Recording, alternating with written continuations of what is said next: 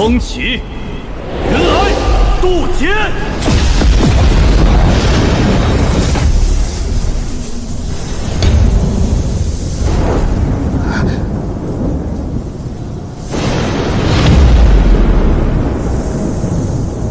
主人言出法随，天上地下唯你独尊。恭贺主人渡劫成圣。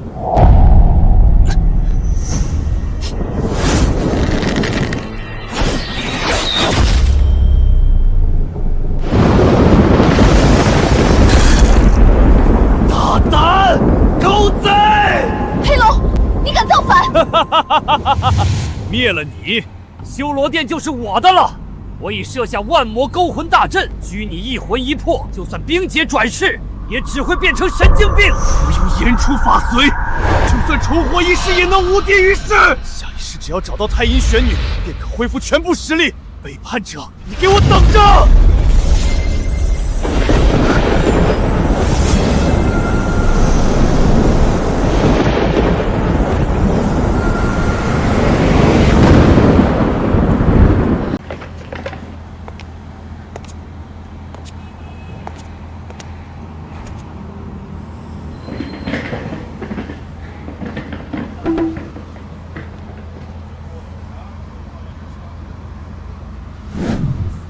老头儿，你那个怕是有点虚哦。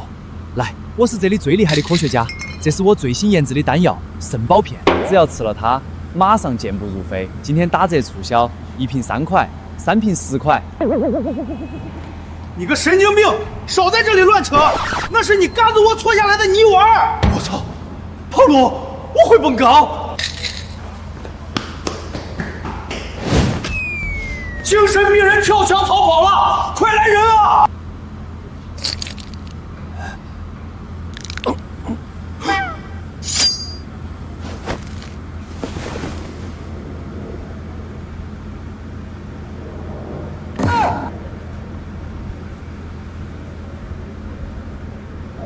我10年老年痴呆竟然好了。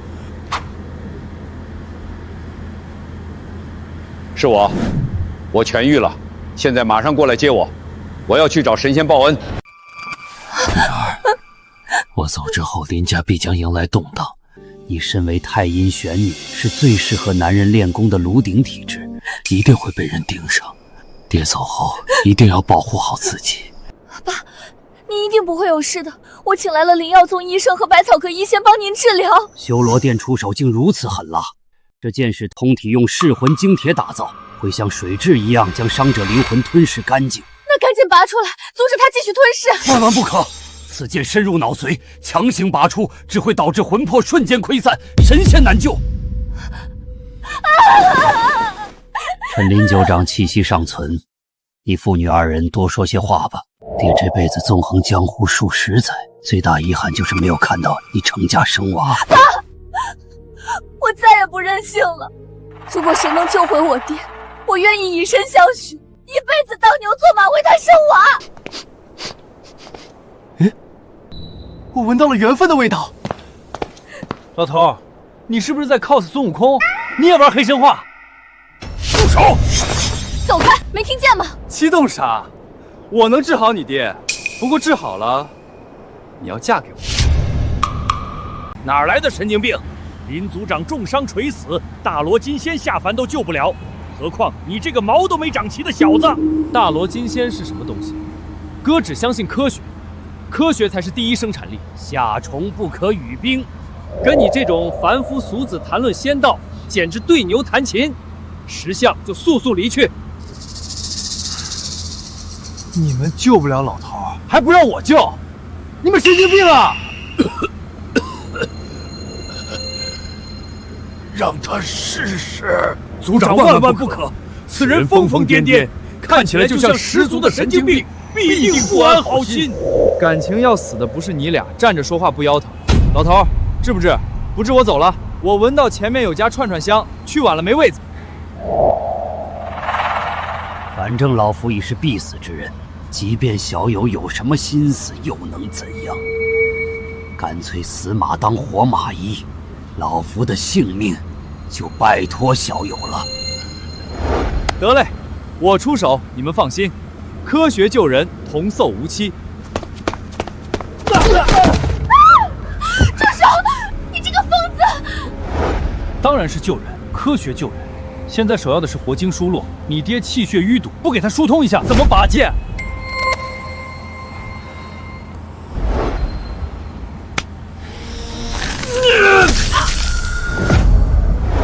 快住手！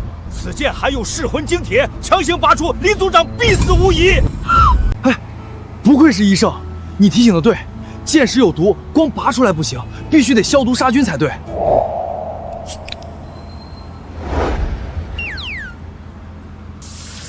呸！忍一忍，马上过去了啊。酒精消毒是有点疼，但都是为了你好。林组长此刻已经命丧黄泉，你消毒有何用？你这是亵渎遗体。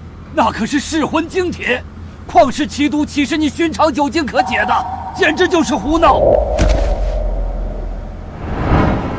你这个杀人凶手，我要你偿命！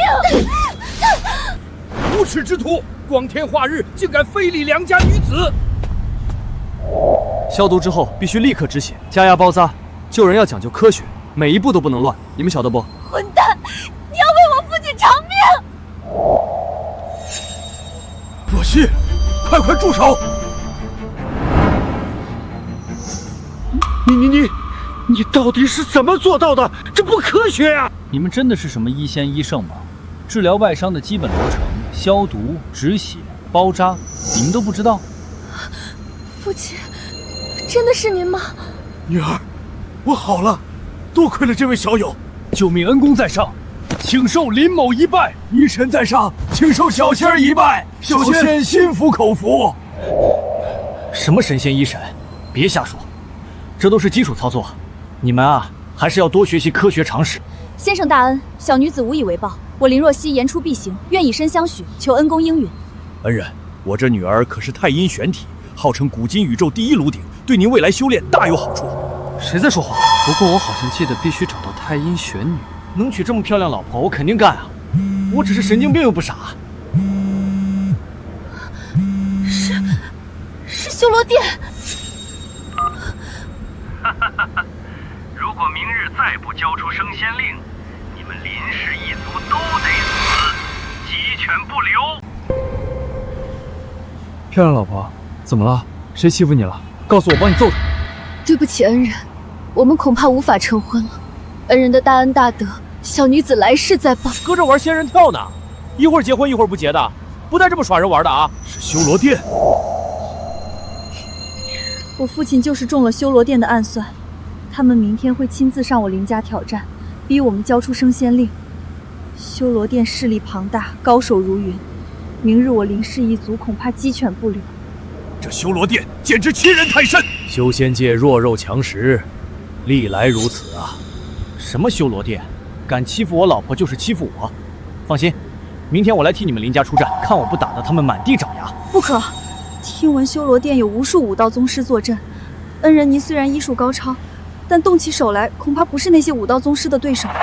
不如趁早带着林氏一族逃命去吧，留得青山在，不愁没柴烧。什么武道宗师，乱七八糟的。他有神功，我有科学，你们要相信科学。只要有我在，你林家必定安然无恙，一根毛都不会少。不过，现在有更要紧的事儿，洞房。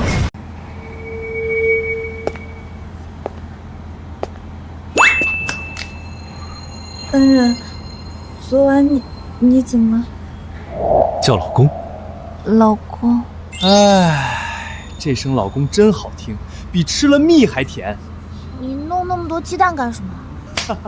那是我的秘密武器——核弹，威力无穷。先不说这些，让我看看你的绝世大凶器。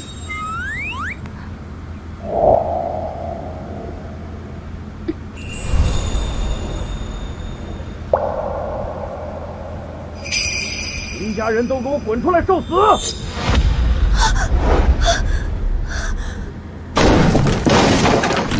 林家人都死绝了吗？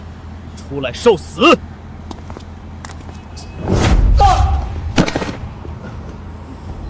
连我修罗殿堂主都不认得，给我掌嘴！哼，林家人都这副怂样吗？真想让你那死鬼老族长亲眼看看，你们跪地求饶的可怜样子。怎么，修罗殿堂主就这么想念老夫吗？你还活着？不可能！你中了噬魂精铁之毒，灵魂早已被吞噬殆尽，绝不可能活。老夫神功盖世，区噬魂精铁能奈我何？不想死的，现在就给我速速离开！哈哈哈哈哈哈！老子可不是吓大的。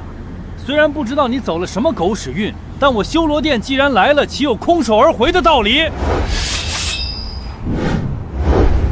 识相的话，乖乖交出升仙令，再将你这女儿林若曦许配给我做第32房小妾，否则今日林家上下鸡犬不留。笑话！我林家绝不会让出升仙令，更不会牺牲我女儿的幸福。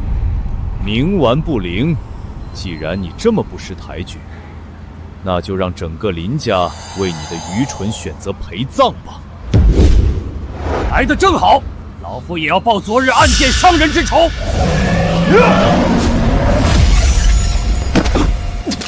父亲，你竟然已经是大宗师！哈哈哈哈，不错，筑基高人以下，本堂主已无敌。就凭你这三脚猫功夫，也敢与我叫板？堂主神功盖世，世间无敌！老东西，我能杀你一次，就能杀你第二次。今天我看谁还能救你！给我死！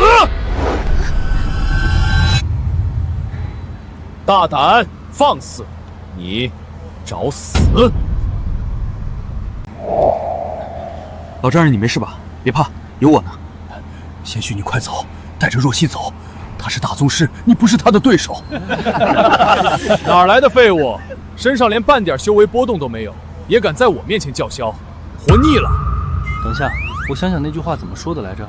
哦，对了，我的能量超乎你的想象。你贴么神经病吧？短剧看多了，脑子瓦特了。你怎么知道我爱看短剧？我是土狗，我就爱看这个。哈哈哈哈哈！这傻子还挺好玩。大爷，我今天心情好。你要是现在跪地磕头给我当狗，我就大发慈悲饶你一命。牙崩半个胡字儿，我连你一块剁了包饺子！你敢？女婿，你快带着若曦先走，我来挡住他。这没你说话的份儿。你跪还是不跪？神经病！你笑什么？你敢再上前一步，我就让你尝尝核弹的威力。什么？核弹？贤婿，你竟然连这种传说中的大杀器都有，太好了！这下我林家有望了。我可是最强科学家，手搓核弹非常简单。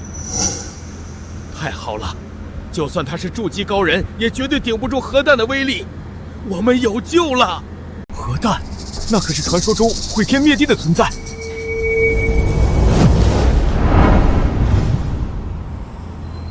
什么？鸡蛋？什么？鸡蛋？拿一盒子鸡蛋就敢说是核弹？你个傻圈是要笑死我们，好继承我们的花呗吗？楚浩，你是不是拿错了？你的核弹呢？不会错，盒子里装鸡蛋，这就是我手搓的核弹。你们这些文盲笑什么笑？要相信科学的力量，鸡蛋用得好，比核弹还猛。贤婿，你别闹了，快带若曦跑吧，老夫来拖住他们。老丈人无需惊慌，既然我拿出这等大杀器，那必是要以理服人，用物理来说服他。我堂堂武道大宗师，你想用物理降服我？咋的？你能拿鸡蛋砸死我呀？你再上前一步，我就要出手了。正当防卫，打爆你都不犯法。老子懒得再跟你废话。修罗殿众人听令，将林氏一族屠杀殆尽，一个不留。吃我一记核弹！神经病！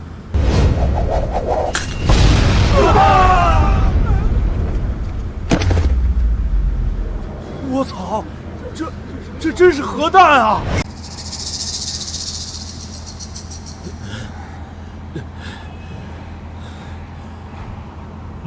效果不错，威力比预想还大了点。看来这批鸡吃的挺好。楚浩，你真是卑鄙无耻，竟然用这等邪术偷袭！哎，你把话说清楚啊！我用的是核弹，这是科技的力量，是物理和化学的结晶，不是什么邪术。你再诽谤我，小心我告你哦！明明就是你们先动的手，我只是正当防卫。你们非法入侵民宅，还要喊打喊杀，我拿鸡蛋砸你很合理吧？不过你要是想继续找死，我也可以奉陪到底。这小子邪门得很，手上那篮子鸡蛋更是古怪。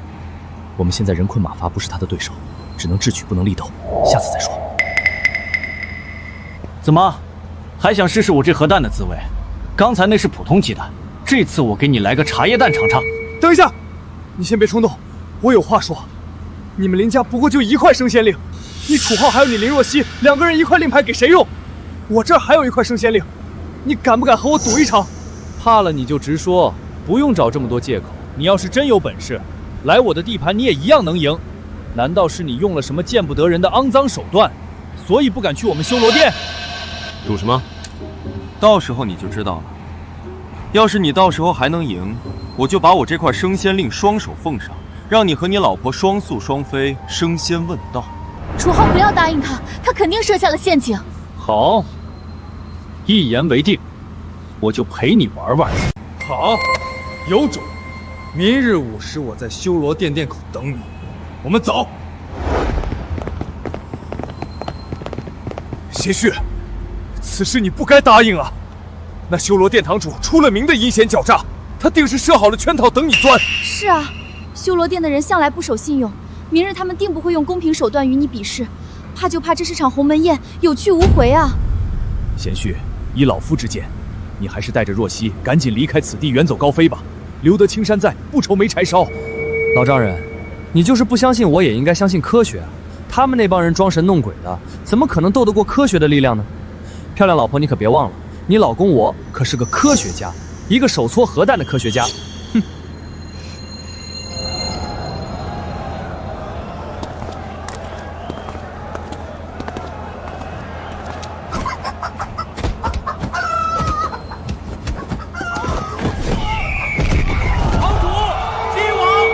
你来了，很有胆色。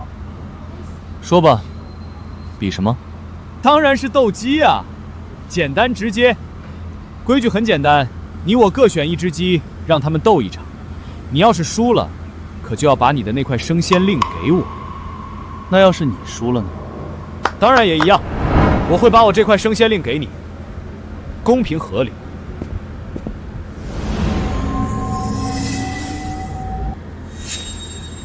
一言为定。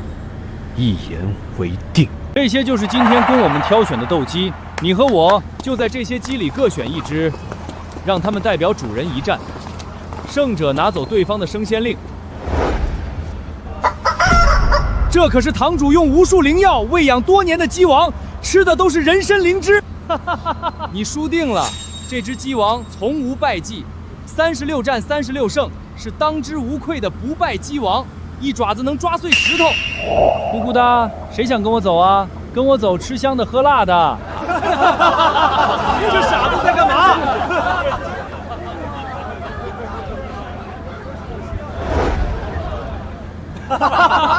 还真是和他主人一样呆若木鸡啊！这哪是斗鸡，分明是只呆鸡。他看起来一点战斗力都没有，要不再选选？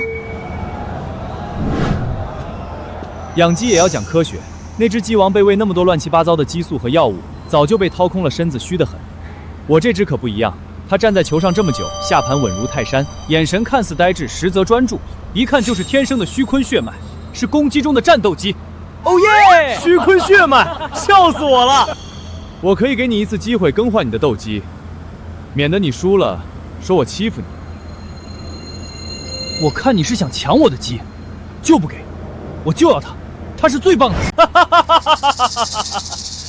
就你这种不知道从哪个精神病院跑出来的臭小子，怎么可能知道鸡王的厉害？敢不敢和我加注？下注？下注什么？1000万，赌你的命，还有那块升仙令。我没钱，穷的叮当响，老婆本都还没攒够。这注我来加，这是我林家的传家之宝。玲珑玉佩，它可值1000万。好，既然林小姐这么豪爽，那就算你家住。不过你可不要后悔，输了人和玉佩，可就都是我的了。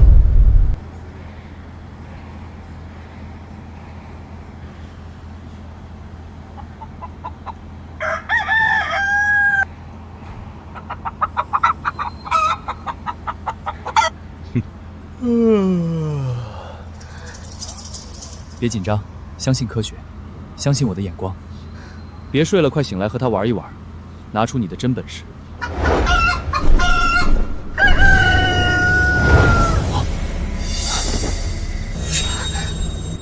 哼，这光芒，居然真的是虚坤血脉！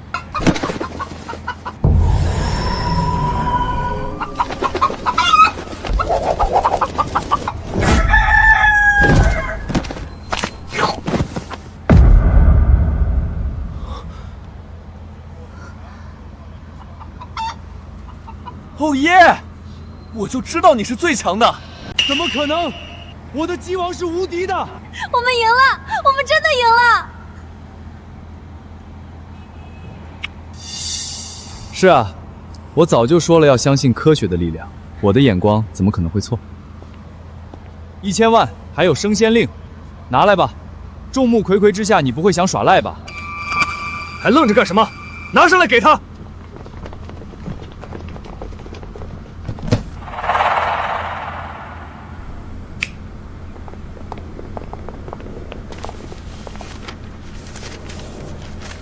还有呢，最重要的东西还有什么？我说的可是3局2胜，这才比了第1局而已。你还要不要脸？明明说好1局定输赢，现在又临时改规则，无耻！那又怎么样？这里可是我的地盘，规矩自然由我来定。我说是3局2胜，那就是3局2胜。说说吧，第2局你想赌什么？赌石。我会给你准备几块石头，你从中挑选1块。如果你的石头能开出比我更好的东西，就算你赢。卑鄙！这个赌石场都是你的。里面的石头，你肯定早就了如指掌。你会拿出什么好货给楚浩选？这不公平。哦，那你是要直接认输吗？这东西你还要不要？升仙令，你可要想清楚了。本来你赢了第1轮，这升仙令已经有1半是属于你的了。难道你想半途而废，让你老婆失望？好，我跟你赌，赌石是吧？有意思。不要，这太不公平了。没事，不就是赌石吗？既然老婆想要的东西，身为老公总要为你努力一把。况且在绝对的科技面前，所有阴谋诡计和手段都不值一提。我跟你赌。好，有种，你可别后悔。公子，这里的石头品质都很一般，甚至可以说是次品，果然没安好心。放心，我有科技傍身，再狡猾的狐狸也斗不过好猎手。这是个完全不懂行的小白。这里的石头我早就用 X 光检测过了，都是废料，唯一能出绿的也被我藏起来了。看你这次怎么跟我斗！可以开始了吗？我可以用工具吗？什么工具？你要是拿个核弹出来，这赌局可就没法玩了。就这个。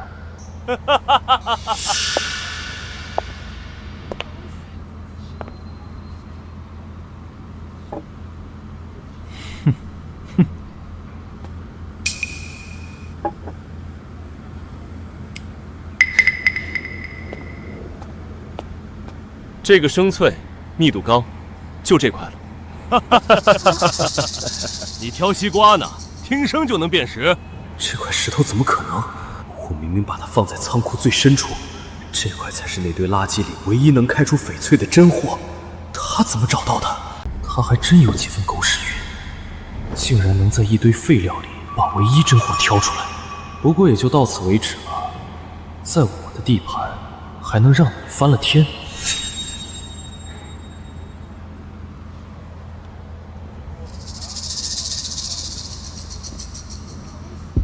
堂主办好了，换成了那块只有1点碎玻璃的破石头，干得好，他也就只配得上那块破石头。喂，你的石头呢？不挑吗？还是说你直接认输了？这可是我珍藏许久的宝贝，经过了最严密 X 光检测，绝对不可能输，我赢定了。哼，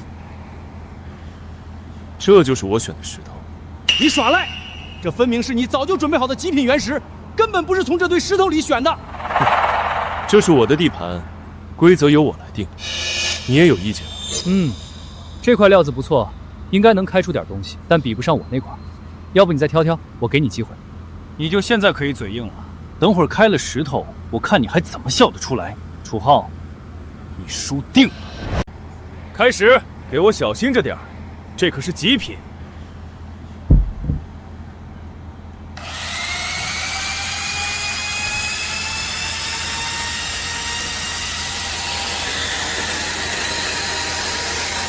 出绿了，涨了，大涨啊！你们看，是翡翠，上好的翡翠。看这色泽阳绿，水头足透亮，价值不少于500万。堂主真是厉害，随便一出手就是500万的翡翠。楚浩这次可真是要完蛋了。楚浩听见了没有？500万，你输定了，你服不服？认不认输？急什么？我的石头可还没开呢，笑到最后才笑得最好。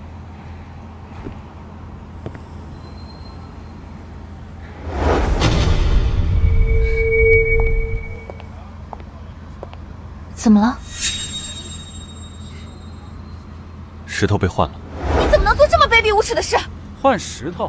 你们有证据吗？这里这么多人看着，谁看到我换石头了？这就是楚浩亲自挑选的石头，大家都可以作证，是不是啊？是，我们亲眼所见。这可是你说的，这石头就是我选的那块，那就开吧，可别后悔。楚浩，放心，我刚才已经用科学手法重新检查过。这块石头里面的东西可比他那块翡翠值钱多了。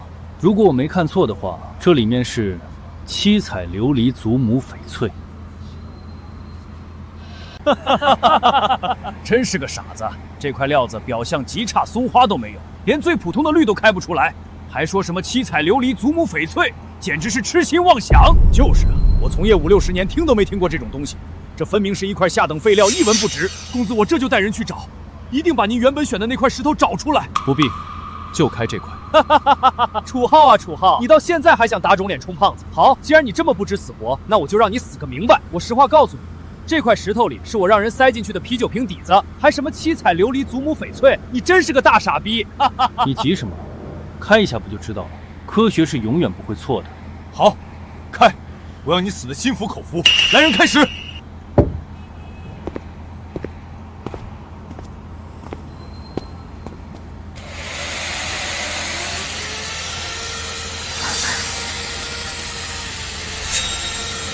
人啊，一定要相信科学，不要被表象迷惑。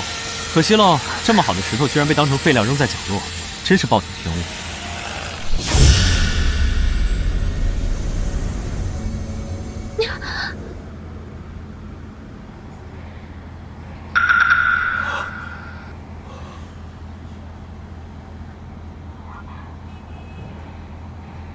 天哪，是真的，真的是七彩琉璃祖母翡翠！我卸了一辈子石头，从来没见过这样的无价之宝啊！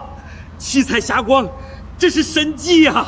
我出1000万，这块石头卖给我！你扯犊子呢！1000万，这可是传说中的七彩琉璃祖母翡翠，无价之宝！我出5000万，我出1个亿，都别跟我抢！怎么可能？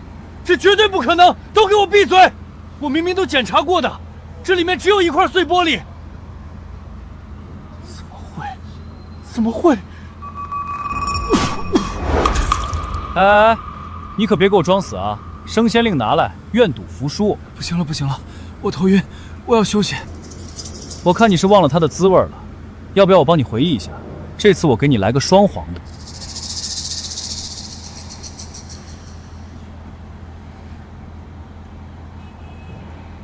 对喽，这才乖嘛，早这么痛快不就完了？小子，你别得意，我们修罗殿的人不会放过你的，店主会让你生不如死。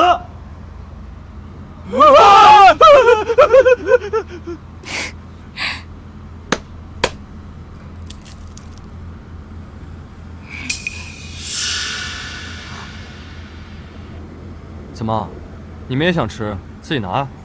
这不是核弹吗？漂亮老婆，你不会真以为手搓核弹那么容易吧？那玩意儿要真那么容易做出来，世界不早就乱套了？咱们要讲究科学，这就是我早上出门时煮的普通鸡蛋啊！我才不扔给他们，浪费粮食。不过吓唬吓唬他们，效果是一样的，这就叫心理战。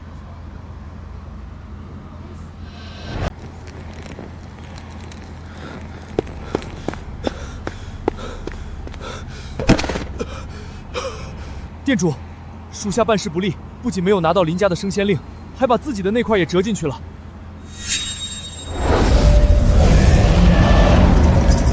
什么？蠢货！这点小事都办不好，本座留你何用？店主息怒，本来所有事都在属下掌握之中，属下已重创林老狗，眼看就要拿下林家，没想到突然冒出来一个人。什么人？一个看起来像神经病的年轻人，他拿着一篮子鸡蛋，说是核弹，炸伤了我们一众兄弟。那鸡弹威力诡异无比，属下护体宝甲都被炸裂了。而且这小子运气好的实在出奇，他在斗鸡场随便一挑就挑中一只拥有虚坤血脉的斗鸡，击败了属下用灵药喂养多年的鸡王。更离谱的是，他拿只破手电筒在一堆废料里，竟然找到一块七彩琉璃祖母翡翠的石料。属下明明仔细检查过，那些东西在他出现之前毫无异常。斗鸡场那只芦花鸡就是普通肉鸡，根本没有什么虚坤血脉。还有那块石头，属下用 X 光检测过，里面只有玻璃，怎么会开出七彩琉璃祖母翡翠？拿着一篮子鸡蛋说是核弹，言出法随，点石成金，这怎么这么像他的能力？不可能！当年我亲手设下万魔勾魂大阵，拘走他一魂一魄，就算他冰结转世成功，也只会变成魂魄不全的傻子神经病，绝不可能还拥有这种力量。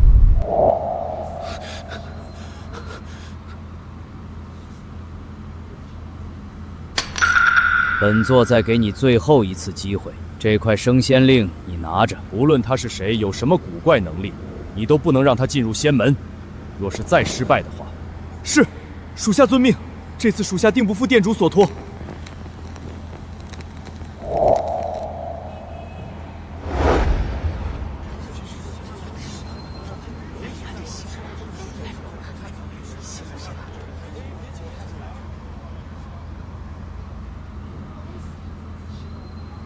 贤婿啊，如今我们有了2块升仙令，你与若曦若能通过测试，一同进入仙门修炼，那可真是我林家大幸，光宗耀祖啊！哼，他怎么也会来这儿？还真是阴魂不散啊！没想到你还真敢来，我还以为你会夹着尾巴躲回精神病院去。我为什么不敢来？这仙门是你家开的，倒是你这个手下败将1次2次3次输给我，怎么还有你？脸皮比城墙拐角还厚啊！你，算了，本堂主今天心情好，不和你这个神经病计较。不过我还是好心提醒你一句，不要自取其辱。像你这等毫无修为的废材，绝对通不过仙门的资质测试。仙门重地，不得喧哗。吉时已到，请仙门圣器9星混沌杯。请仙门圣器9星混沌杯。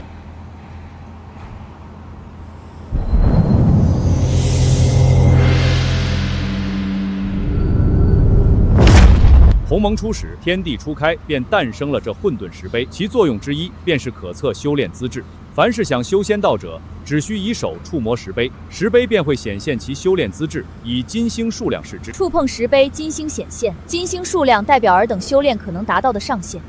4星之下皆为蝼蚁，终生无望仙道。只有显现4颗金星及以上者，才具有成仙的可能。望尔等好自为之。测仙道资质即刻开始。谁第一个来？我来，就让本堂主来抛砖引玉。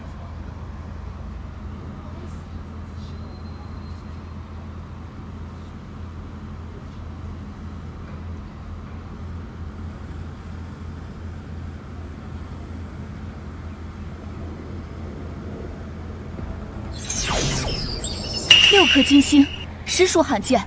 此子天赋异禀，未来可成大事。能得此子入门，实属我火凤仙门之福啊！楚浩，你不是自诩比我厉害吗？敢不敢上来测上一测，让大家都看看你这个所谓的科学家究竟有几斤几两？这有什么不敢的？不就是测星星吗？比天上的星星还简单。不过嘛，我还需要准备准备，磨刀不误砍柴工。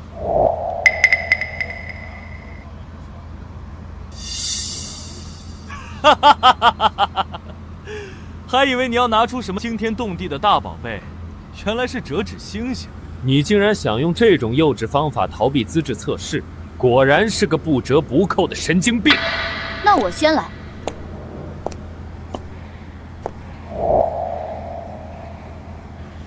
早就听闻林家女儿是太阴玄女，如今一看，此言非虚。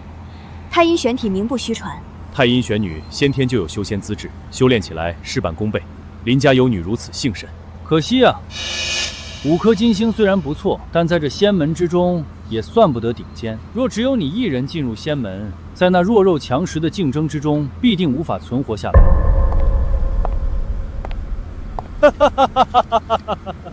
小子，你不会是以为这石碑上显现的金星是你手上折的那些纸星星吧？你以为这是幼儿园手工课呢？就是啊，你以为金星是你手上那些垃圾能比的吗？笑死人了！你们不就是想看星星吗？这本来就是科技能够解决的事情。你们要几颗，我就能给你们整出几颗。想看星星还不简单？两位长老，你们都听见了吧？楚浩说这话的意思，分明就是在质疑圣器。他觉得9星混沌杯测出的金星和他手上那些破纸星星是一回事，这简直就是不把火凤仙门圣器放在眼里。对神器不敬，就是对仙门不敬，对仙道不敬。没错，我不管你是从哪里来的，有什么背景，现在马上过来测资质。若是达不到4星，我便要将你驱逐出仙门，今生今世都不得再踏入修仙之道半步。上台，不可推脱，速速来测。好了好了，催什么催？又不赶着去投胎，我这就去测，让你们开开眼。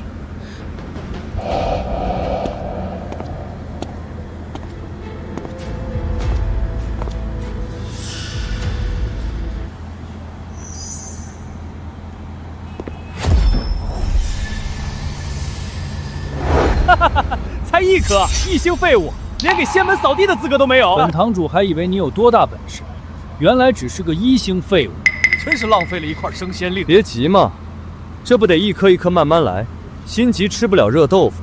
科学实验要讲究循序渐进。是我眼花了吗？居然出现了第2颗，他明明只有1星资质啊！竟然真的有2颗了！我就说了，凡事要讲究科学。这9星混沌杯说到底就是个镜像杯，本质上就是一面镜子。你给它反射几颗星，它就显示几颗星。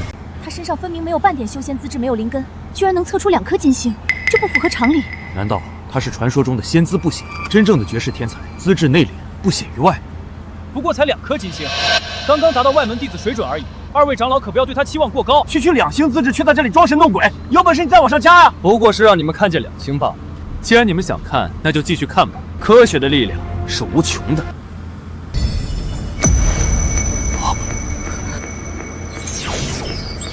6星！今日我火凤仙门竟测出2位拥有6颗金星资质的弟子，这真是我仙门大兴之兆啊！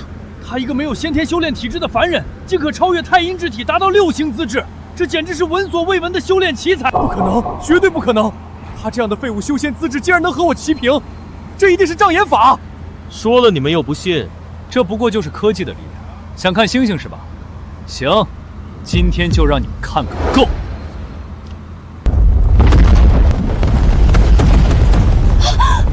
神气异动，天地色变，难道今日真会出一位传说中的9星连珠之大能吗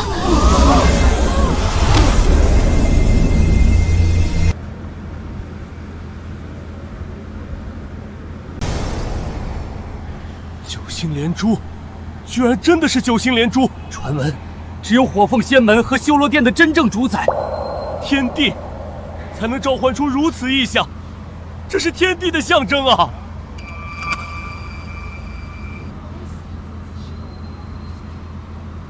哎，别给我来这一套啊！想学科技，自己买书看去。我这都是祖传的手艺。拜见天帝！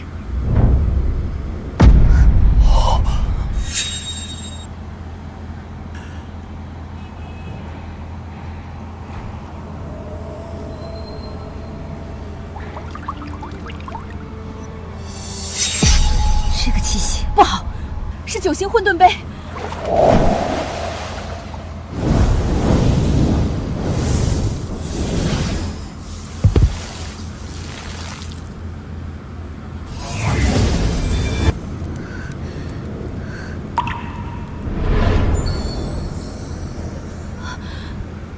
主人，9星连炉之象，是天地的气息。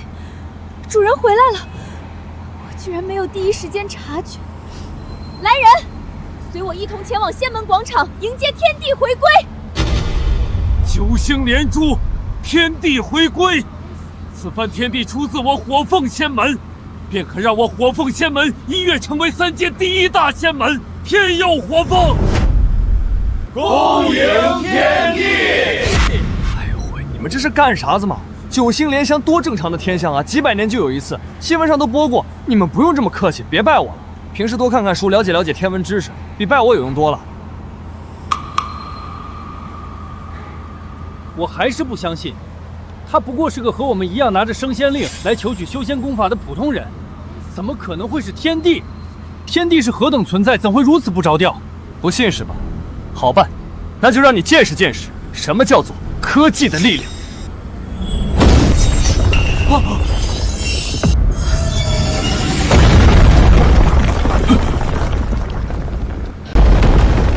这究竟是一股什么力量？竟然让开天破地时便存在的圣气都经受不住！圣气崩裂，难道它不是9颗金星，而是9星之上的资质？9为极数，10为圆满，它打破了极限。我不相信，开天辟地以来，从未有人达到过9星之上。长老，你们不要被他骗了，他分明用了某种幻术，骗过9星混沌杯，也骗过所有人。依我看，他连1星资质都没有。据我所知，修仙界的确有些小门小派专钻障眼之法，他们游走各大仙门之间，用幻术骗取修仙之法，以此牟利。就是因为他骗不过，所以才会将神器毁去，毁灭证据。长老，你们想想，若是他真的拥有9星资质，神器为何会承受不住？这分明就是他的幻术被神器识破，遭到反噬，才导致神器崩毁。如此说来，确然有道理。此事处处透着诡异。你可有办法证实你的9星之相为真？他没有办法证实，但是我有。此乃上古神器屠龙刀，上斩9天仙佛，下斩妖魔邪祟，无物不破。你敢不敢与我比试一场？用你的实力来证明你的资质。听说此刀威力无穷，金丹境仙人一刀下去也可破其金丹，斩其肉身。如若你真是天地转世，自是不会惧怕这等挑战。但如果你不是，屠龙刀下你将神魂俱灭，彻底断送修仙之路。哦，怎么个比法？我既要为仙门除害，自然是死斗，不死不休。活下来的人可入仙门得享仙缘，死的那个人尸骨无存，魂飞魄散，无葬放之地。这不公平！楚浩还未入仙门修炼，身上没有半点修为，手无寸铁，如何能受得住屠龙刀一击？你这是赤裸裸的谋杀！就是，屠龙刀可是神兵利器，金丹境仙人都受不住一刀。你竟然要楚浩赤手空拳与你死斗！我可没有说过不让他用法宝啊，他可以用任何法宝来与我对抗。但是他有能够与屠龙刀相媲的法宝吗？老婆，我知道你担心我，我好感动啊。但你放心，你老公我也有我的法宝。你不会是又想拿出你那篮子所谓的核弹吧？乡巴佬，你可知道了金丹境界，仙人已经脱胎换骨，你那等外物根本就伤不到金丹仙人分毫，连挠痒痒都不够。难道你是金丹境？你竟然真的引入金丹境，金丹已成，是为仙人也。他已是仙人，楚浩，你还是认输吧。他引入金丹境是真正仙人之体，更有上古神器屠龙刀在手，你绝对打不过他。与他死斗，只有死路一条。认输，晚了。死斗之约已立，今天你必须和我比一场。我要让你知道得罪我修罗殿的下场。楚浩，我知道你是为了我们林家，为了给我争一口气，但是现在不是你逞强的时候。他已是金丹仙人，手上又有屠龙刀，你斗不过他的。我们认输吧，大了这仙门我们不入了。仙门死斗岂是儿戏，怎可轻易认输？既然一方已经发出死斗挑战书，另一方就必须接下，和他比一场至死方往。如若你真要认输，那便只有一条路可走，自裁谢罪，以全死斗之规。漂亮老婆，你就看好了吧，你老公我什么时候输过？再说了，我可是有秘密武器的。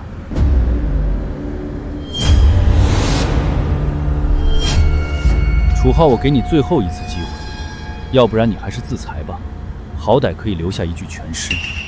那我也给你一个机会，你现在自裁，我也留你一具全尸，公平吧？好，很好。既然你这么不知死活，那就亮出你的法宝吧，我倒要看看你能拿出什么破铜烂铁来对抗我的屠龙刀。好吧，既然你这么想看，那就让你见识见识。这是什么玩意儿？从垃圾堆里捡来的废品吗？哎，你们真是不懂好东西。这叫做要你命3000，是我集古今中外科学武器之大成，呕心沥血打造而成的终极兵器。不知所谓。既然你拿出了法宝，那就别怪我手下无情了。接招吧！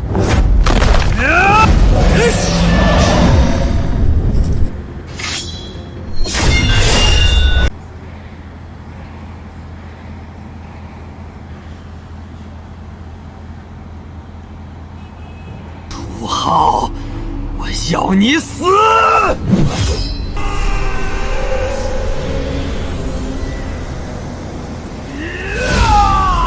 告诉你一个热知识，冷兵器是抵挡不了火气的，这是科学常识。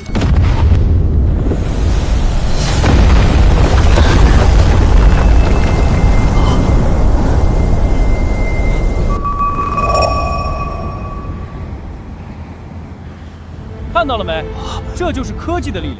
你那什么屠龙刀，在我这火药面前就是弟弟。仙人二位长老，你们可要为我做主啊！我只是想要为大家测试出他是否真的是九星之下，没曾想他竟然对我下了杀招，他这是蓄意谋杀同门啊！土豪，你怎可这般下手无情？他与你以后可是同门师兄弟啊！仙门之中最忌讳同门相残。不是你们说的死斗吗？不死不休，这才刚开始呢，他可还没死呢。要不我们再打一场？这次我给你来个更猛的。胡闹！够了！像你这样恃强灭弱、对同门下此毒手的心境和做派，即便入了仙门，也绝对无法修炼成仙。我代表火凤仙门宣布，我仙门要收为门内弟子的人是他。你们仙门就是这样蛮不讲理的？明明是他先提出的死斗，也是你们不同意我不打，我打了我赢了，你们却说我错了，我哪里错了？你们耍赖！不跟你们玩了！什么破仙门，老子不稀罕！你看你就是这样目无尊长。长老说话你也敢顶撞，哪里有半点修仙之姿，简直顽劣不堪。错就错在你不该对同门下杀招，他虽有错在先，但你下手也太狠了。明明是你们是非不分，颠倒黑白，还想收我做徒弟，我呸！我还不稀罕你们呢。我火凤仙门可是你想来就来想走就走的地方吗？今日你毁我圣器，伤我准弟子，若不给一个交代，休想离开。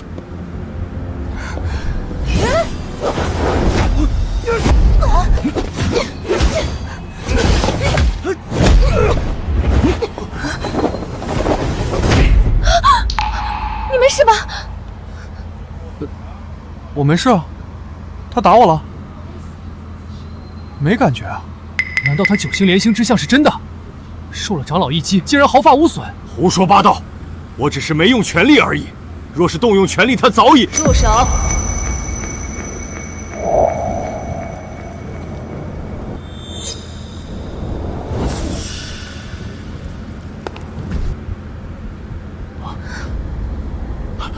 恭迎门主！恭迎门主！发生什么事了？本座在后山闭关，就感受到九星混沌杯的异动，谁来给本座解释一下？仙人，有人动用邪术，把九星混沌杯弄碎了。是谁？毁坏了我火凤仙门的镇门圣器！回禀门主，是他，就是这个不知从哪里冒出来的小子，毁了仙门圣迹。他在测试资质时怒须作假，被神器识破后恼羞成怒，将神器毁去。饭可以乱吃，话不能乱说。这圣器明明就是他自己碎的，关我女婿什么事？在场这么多双眼睛都看到了，是他放上第10颗星星，圣器承受不住才碎的。大家可都看见了，要不是他做了什么手脚，测一个修炼资质何至于圣器会碎？分明就是他用了什么邪门网道，被圣器反噬，占他们修炼。当真如此？回禀门主，楚浩此人不知用了何种方法，测出了九星连珠之相，而后他又拿出一颗纸星星放在头顶，圣器便震裂了。仙人，他还口出狂道，说自己的资质远胜于九星在天地之上，他这是大逆不道，亵渎天地。他还出手狠辣，将我打成重伤。分明是你们动手在先，是你们非要逼着楚浩死斗，楚浩只是自卫而已，你们颠倒黑白。无论如何，他出手狠辣，对同门毫无怜悯之心，此等行为卑劣之人必须受到严惩。自是要废去他全身经脉，让他绝了修仙资格，以儆效尤。仙人，依小人看，光废去修为还不够，自是要剥皮拆骨，抽魂炼魄，让他葬身于此，永世不得超生。你们说的都很好，很有道理。谢仙人，仙人英明。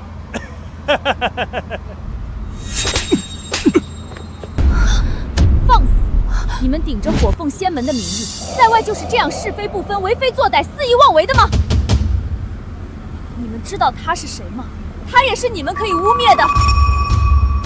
他就是天帝，是火凤仙门真正的主人。门主，他怎么可能是天帝？天帝是何等存在，怎会是这副模样？你没有看到九星连众之象吗？这天地间只有主人一人能带来如此天象，若不是主人，谁都无法做到。你们可知道，主人巅峰时期，一根草叶在他手中也可斩落星辰。你们怕他，我可不怕他。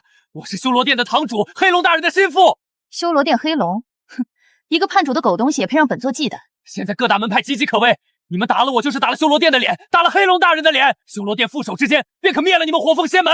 尤其是你们两个，楚浩、林若曦，你们3番5次不把我们修罗殿放在眼里，戏弄本堂主抢走升仙令。他日我修罗殿大军压境，定要将你们2人碎尸万段，剥皮抽筋。主人，这贼对您如此不敬，该如何处置，请您定夺。属下听从您的吩咐。这样的人活着也是浪费空气、浪费粮食，就让他消失吧。是，谨遵主人之命。你想干什么？我是修罗殿的堂主，黑龙大人的心腹，你敢动我，黑龙大人不会放过你的。哼！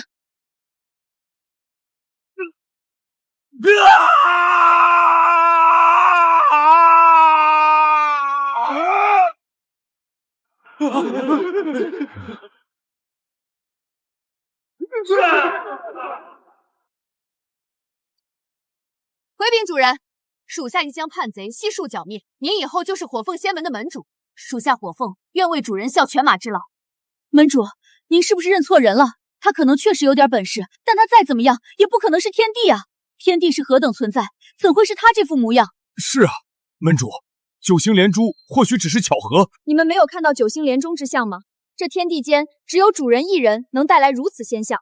我算是明白了，我不是神经病，你才是啊！这位门主，我认真的告诉你，这世间根本没有什么天地，我也不是天地，我就是个科学家。这个世界的真理就是科学，比如这九星连星的天象是不常见，但就是有啊。天文学上叫行星连珠，都是有科学依据的。这块石碑就是个普通的镜像原理装置，我头上放几颗纸星星，它通过某种光学原理反射几颗星，这不很正常吗？就是质量差了点，批发市场买的吧。你放肆！还有这个屠龙刀，含碳量高一点，淬火工艺好一点，但它本质上还是铁啊。铁的硬度能比得上 TNT 炸药爆炸产生的冲击波。你要相信科学，科学才是世界上唯一的真理。什么修仙都是封建迷信。主人，您就别闹了。当年您冰结转世时，被黑龙设下的万魔勾魂大阵拘走了一魂一魄。多司宫的太上老君有一味丹药，名为九转还魂丹，对于修补魂魄相当有效。若能求来，或许能让您恢复记忆和实力。我愿去多司宫为楚浩求取九转还魂丹。老婆，我不想去，什么还魂丹听着就不靠谱，都是迷信。如果你恢复了记忆，恢复了实力，你就能保护我，保护林家。你不是一直说要我相信科学吗？那你就去把那颗丹药弄回来，证明给我看。是啊，你可是天帝呀！等你恢复了记忆，那该多威风！行吧，行吧，既然是老婆想让我去，那我就去呗。谁让老婆最大呢？门主，大事不好！修罗殿的黑龙殿主派人送来了战书，说3日后要亲率大军踏平火凤仙门。主人，黑龙已经等不及了，3日后他就要动手。那就先去兜树宫找那个什么老君弄丹药，回来再收拾他。3天时间，来得及。你真的有把握吗？黑龙可是金丹大圆满的修为。修为是什么？是能量。能量是什么？是物理量。只要是物理量，就可以被测量、被计算、被转化、被抵消。科学面前，没有什么是不可以战胜的。你以前也这么厉害吗？我是说，你还是天帝的时候。记不太清了，像是隔着一层水雾看东西。但我有一种感觉，前世的我太依赖力量本身了，力量越强，越容易忘记力量从何而来。这一世，我从零开始，反而看清了很多东西。比如呢？比如，真正的强大不是能打败多少人，而是能帮助多少人。比如，有个漂亮老婆，比当什么天帝幸福多了。你能不能正经一点？我很正经啊。科学证明，婚姻幸福的人寿命更长，工作效率更高，这是经过大数据统计的。主人，您要的稀土磁铁，我派人从凡间采购回来了。太好了，有了这个，我的超导电磁屏蔽防护咒就能完成了。废物！给了他2次机会，2块升仙令，竟然连一个神经病都对付不了，还赔上了自己的命。店主息怒，那楚浩能在火凤仙门闹出这么大动静，想必确实有些古怪手段。堂主折在他手里也不算太冤，不过店主放心，属下已经派人打探清楚，那楚浩身边除了火凤和林家，再无其他元首。3日后大军压境，火凤仙门必破无疑。那个9星连珠的意象，你可查清楚？查清楚了。据我们在火凤仙门的内线回报，楚浩在测试资质时确实引发了9星连珠，甚至让9星混沌杯碎裂。但火凤仙门的2位长老认为，并非真正的9星资质，那只是某种障眼法。障眼法？9星混沌杯是开天辟地时的圣器，什么障眼法能骗过他？除非他真的是那个人。店主是说天地？当年本座亲手设下万魔勾魂大阵，聚走了他一魂一魄。就算他真的冰解转世成功，也绝不可能恢复前世的记忆和实力。可如果他的魂魄没有被完全聚走，或者说他用了某种方法补全了魂魄，店主多虑了。即便他是天地转世，如今也不过是一个凡人。3日后大军一到，他有通天丈量也难逃一死。不可轻敌。若他真的觉醒了哪怕一丝力量，都不是我们能对付的。必须在他完全恢复之前除掉他。店主的意思是，原定3日后的进攻提前到明日。另外，你亲自带人去兜朔宫，务必在他们之前毁掉9转还魂丹。属下明白。可是店主，兜朔宫是太上老君的道场，那老君脾气古怪，未必会给我们面子。太上老君，一个炼丹的老头罢了。你带上本座的黑龙令，就说修罗殿愿意用3枚渡劫丹换取他的一炉9转还魂丹。他若识相便罢，若不识相，你知道该怎么做。属下明白。楚浩，无论你是不是他，本座都不会让你活着离开。这一次，本座要让你神魂俱灭，永无转世之机。这就是院长说的超导电磁屏蔽防护罩，看起来怎么像个鸡笼子？别乱说，院长可是天地转世，他做的东西肯定有深意。从结构学角度来说，网状结构确实是实现电磁屏蔽的最优解。法拉迪龙就是个大号的鸡笼子。你的直觉很准，回头可以来我的物理培训班旁听。你已经忙了3天3夜了，休息一下吧。黑龙的人随时可能来。差不多了。这个防护罩的核心原理是用超导材料形成一个闭合的导电回路。当外界有强电磁场，也就是所谓的天雷袭来时，回路中会产生感应电流，产生一个与外界电磁场大小相等、方向相反的抵消磁场。这样一来，防护罩内部的电磁场强度为0，天雷根本劈不进来。主人，探子来报，修罗殿的大军已经出发，预计半个时辰后抵达山门。领军的是黑龙本人，还有他的得力干将黑煞。来得好，正好试试我的新发明。这是我特制的电磁脉冲干扰器，是用高压电容瞬间放电产生强电磁脉冲，可以干扰甚至烧毁一定范围内的灵力运转回路。你们修仙者的灵力本质上也是一种生物电信号的定向传导，只要干扰了这个信号，你们的法术就会失疗。这东西真的有用吗？理论上是成立的，不过因为时间仓促，还没有做过活体实验。火凤，你愿不愿意帮我测试一下？属下愿意。主人，这东西真的能干扰灵力运转？很好，等黑龙来了，我就用大功率版本的给他来个灵力休克，让他体验一下科学的力量。火凤仙门的人听着，修罗殿主黑龙大人驾到，限你们1炷香之内交出楚浩和林若曦，否则大军过处，鸡犬不留。你就是楚浩？是啊，就是你杀了本座的堂主，毁了本座的2块升仙令。不过我得纠正一点，你那堂主是自己找死，你要是不服，咱们可以再赌一场，这次赌大点，就赌你的命，怎么样？店主面前也敢口出狂言？你就是黑煞，那个专门替黑龙干脏活的。我听说你前几天去了兜素宫，想毁掉9转还魂丹，结果呢，被太上老君一拂尘扫出来了吧？你怎么知道？科学家的直觉。再说了，太上老君那老头虽然古板，但还不至于蠢到和修罗殿做交易。他那兜虚宫里的丹药，比你们修罗殿的渡劫丹珍贵多了。本座不想和废话，今日来此，第一，取你性命；第二，带走太阴玄女。你若识相，自己了断，本座可以留你一个全尸。第一，你那个万魔勾魂大阵的电磁屏蔽原理我已经破解。第二，你当年拘走的那一魂一魄，我3天前就已经用量子纠缠的方式重新锚定回我的能量。简单说，你那破阵对我已经没用了。你说什么？不可能！那一魂一魄明明在本座手中。你是说这个吗？你那阵法说白了就是一个低配版的量子井，利用特定频率的灵力变动，将灵魂碎片束缚在市井中。原理不难，破解起来也简单，只要用一个频率更高的逮到信号，就能把碎片从市井中共振出。你真的是那个人？我是谁不重要，重要的是，我今天要用科学告诉你一个道理：力量从来都不在于你能毁灭什么，而在于你能理解什么。火凤，启动防护罩，让他们见识见识什么叫做科学的力量。这就是你的倚仗，一个灵力护罩而已。修罗殿众将听令，给我破开它！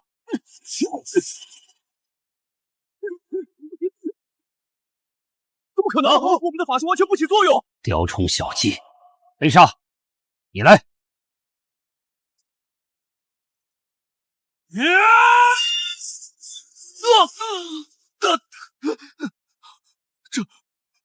这是什么药法？这怎么可能？这到底是什么罩子？连黑煞护法的法术都破不了吗？这也太邪门了吧！好，很好。既然法术奈何不了你，那本座就亲自破了你这破罩子。九幽魔功第7重噬灵掌。超导线圈进入过载状态，让你见识什么叫做真正的电磁屏障。这不可能！怎么样，服不服？不服的话，我还有升级版电磁脉冲干扰器，要不要试试？保证让你的灵力系统直接瘫痪。楚浩，今日算你赢了，但你别高兴得太早。本座在修罗殿等着你，下一次，本座会让你知道什么叫做真正的绝望。主人，黑龙虽退，但他绝不会善罢甘休，请主人尽快恢复全部实力，彻底铲除这个叛徒。恢复实力的事不急，老婆，咱们该去兜戏宫了。太上老君那老头欠我一个 U 盘的人情，正好去讨回来。这里就是兜售宫啊，看起来也不怎么样嘛，还没我们镇上的土地庙气派。别乱说话，这里是老君的道场，不可无礼。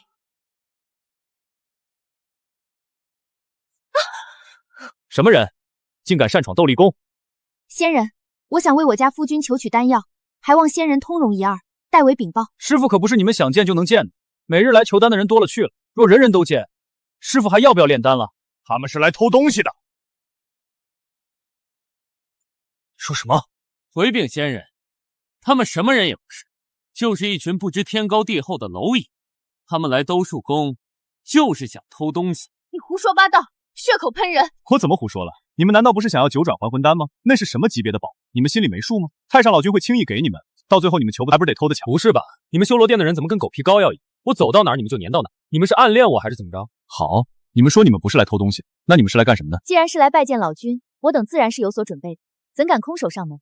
这是我林家的传家玉佩玲珑玉，佩戴在身上冬暖夏凉，百毒不侵。这是仙灵花，生长在极寒之地，千年才开一次花，有增加修为、突破瓶颈的功效。这些东西在你们这些凡夫俗子看来或许有些价值，但在我眼里不过是一堆俗物，不值一提。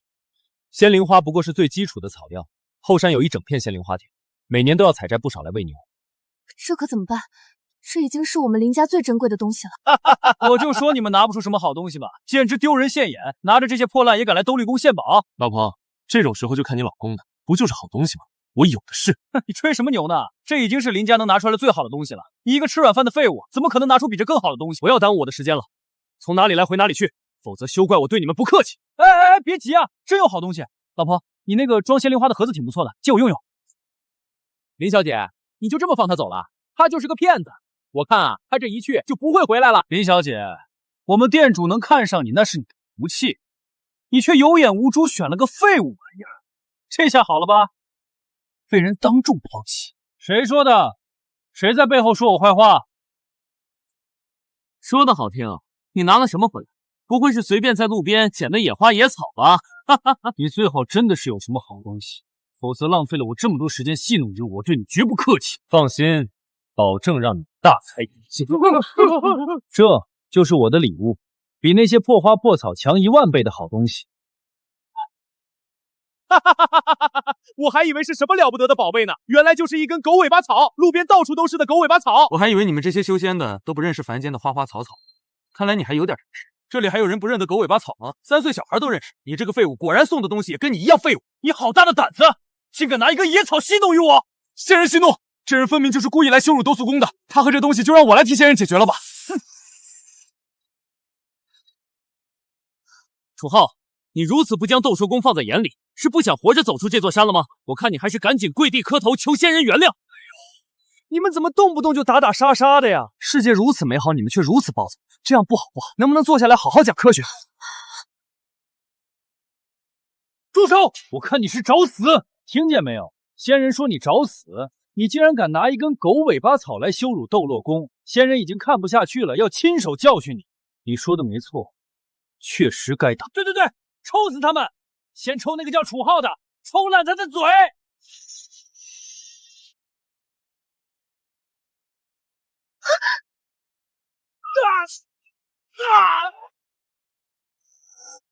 仙人，你是不是打错人了？是他对您不敬，你应该打他呀！你给我闭嘴！再多说一个字，下一鞭抽在你嘴上！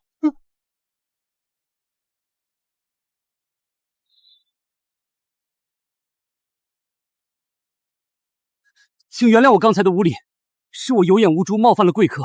知错能含，善莫大焉。我原谅你，起来吧。贵客，这个东西真的可以送给我吗？当然了，我哪有那么小气，一株草而已。多谢贵客，多谢贵客，贵客里面请，我这就带您去见师傅。为什么？我不服！这明明就是一株普通的狗尾巴草，凭什么他能进去？真是有眼无珠！睁开你的狗眼，好好看看，有这样的灵韵，可能是普通的杂草吗？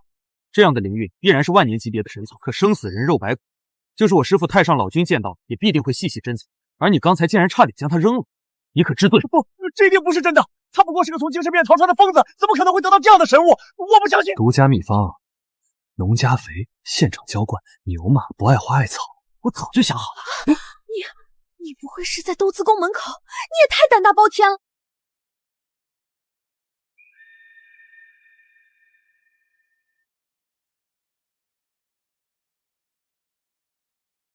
师傅，有贵客求见。来者何人？所谓何事？老君在上，小女子林若曦斗胆替我家夫君楚浩求老君赐下九转还魂丹，为我家夫君补全魂魄。师傅，这是贵客带来的礼物，是一株神草。倒是个好东西，你们有心了。但是九转还魂丹，老夫炼不了。求老君开恩，只要能救我家夫君，林家愿付出任何代价。不是老夫不想帮你们，实在是原材料不够啊！没有那些天材地宝，老夫如何给你们炼制九转还魂丹？就算勉强炼出来，也是没有任何效果，反而可能有害。缺什么材料？你列个单子，我给你找来就是了。胡闹！你当九转还魂丹是街边卖的糖丸吗？你知道炼制需要什么稀世珍宝吗？万年灵芝、云池灵花、天山雪莲，这3样缺一不可，少一样，少1年都不行。这些东西就是咱们店主黑龙大人都未必能找齐，更别说你这个脑残了。你怕是连万年灵芝长什么样都不知道？就这3样是吧？我还以为有多少。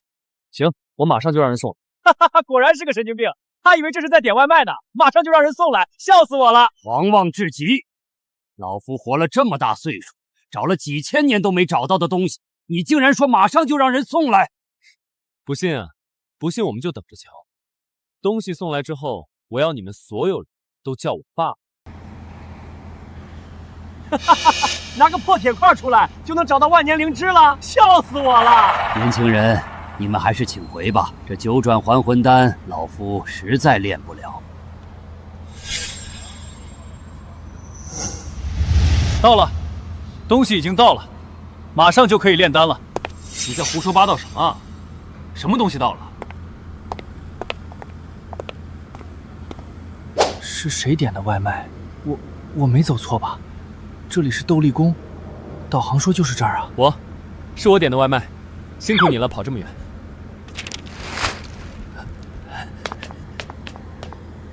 刚才你们说的那些东西都在这里面了。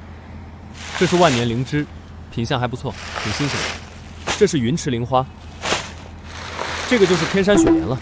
齐活了，3样一样不少。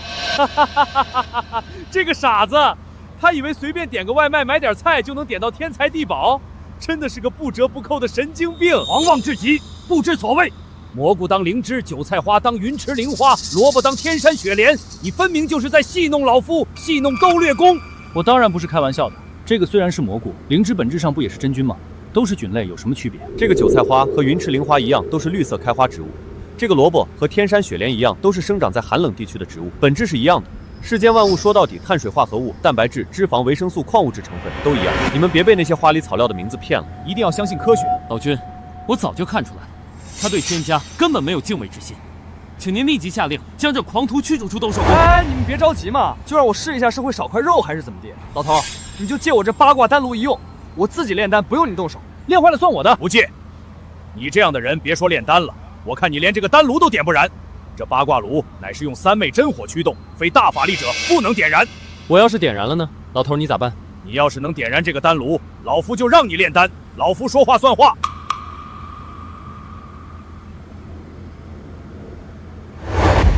太上老君急急如律令，燃！怎么样，点着了？现在我可以用这个丹炉了吧？就算你有本事点燃这个丹炉，那又怎么样？点炉只是第一步，炼丹这件事你肯定做不到。老头，这玩意儿怎么弄啊？是直接把材料整个放进去，还是要切片、切块、切丝？火候要多大？要炼多久？你既然非要撞一撞这南墙，老夫就教教你。炼丹之前，先要温炉。你点燃丹炉之火，火焰烧了这片刻有余，炉温已足，此时即可放入炼制材料。顺序在先万年灵芝，次云池灵花，最后天山雪莲。每放入一样，需间隔9息，不可乱。明白。先蘑菇，再韭菜花，最后萝卜，间隔9秒。材料入炉之后，便是炼丹最为关键的一步——火候控制。这需要炼丹者对火焰温度有绝对精准的把控，高了药材化为灰烬，低了药性无法融合。没有1000年丹道修习，断不能把控好这火候。不就是温度控制吗？这个我有办法，简单。所以呢，到底要多少温度才能够炼丹？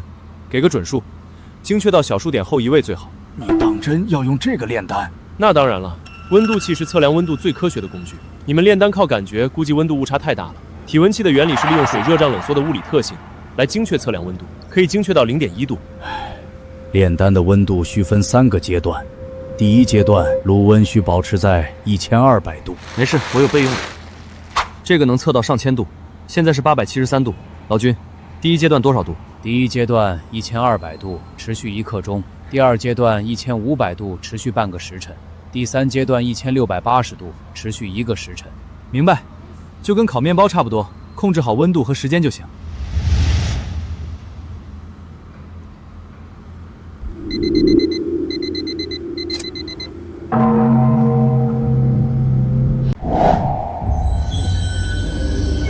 这香气，这是丹韵，真正的丹韵。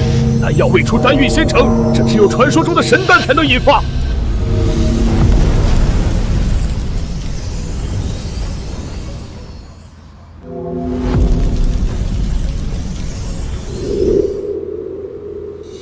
9龙9凤，丹成异象，这是传说中的丹生9纹。老夫活了数万载，炼丹无数，只在祖师爷留下的典籍中见过关于此等异象的描述。9层丹纹，真的是9层，1层代表1转，9层就是9转。而且这丹纹的清晰程度，这丹药的色泽和灵韵，比老夫当年炼出的那一炉强了不止10倍。这是极品的9转还魂丹，真正的极品。你到底是怎么做到的？这些凡间最普通的食材，竟然炼出了丹生9纹的极品9转还魂丹，这不合理，这完全违背丹道常理。这怎么不合理了？这非常合理。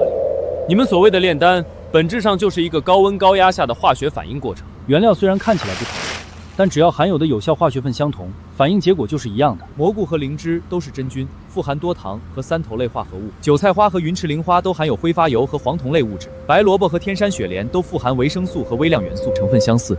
在我的精确温控下，自然能炼出一样的东西。再加上精确到0.1度的温度控制，和精确到秒的时间控制，炼出好丹药不是很正常吗？老夫炼丹数万载，今日方知丹道之上还有如此境界。9层丹纹，丹生异象，9龙9凤，这是传说中的丹道极致。老夫本以为这等境界只存在于祖师爷的记载中，没想到有生之年竟能亲眼目睹。小友，老夫服了。你那科学炼丹法，老夫虽然听不太懂，但老夫服了。这一炉9转还魂丹品质之高，老夫生平仅见。老夫为之前对你的轻视向你道歉。老头，你别这样，我就是按照实验步骤操作了一下而已。你要想学，回头我教你，包教包会。极品9转还魂丹，多谢你们替本座炼成了这等神丹。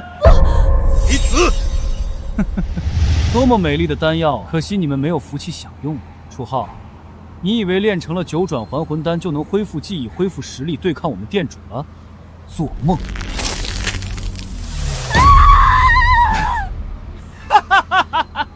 没有了九转还魂丹，楚浩，你就继续当你的神经病吧！一个魂魄不全的废物能翻起什么浪来？对了，忘了告诉你，明天我们店木将亲率修罗殿大军踏平火凤仙门。楚浩、林若曦，你们林家还有那个不知死活的火凤，全都要死！这是店主大人送给你们的新婚贺礼。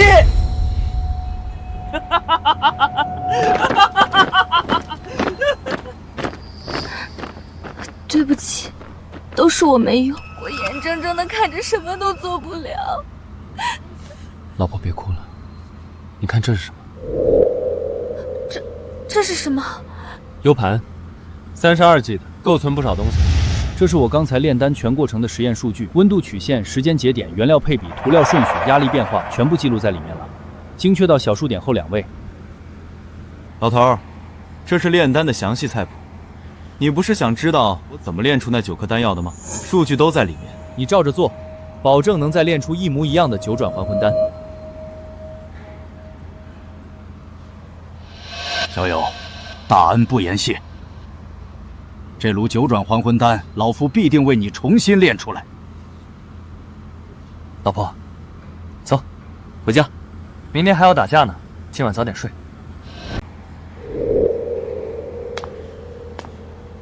喝点儿，冰镇的。科学证明，喝甜的能让人心情变好，升血糖，促进多巴胺分泌。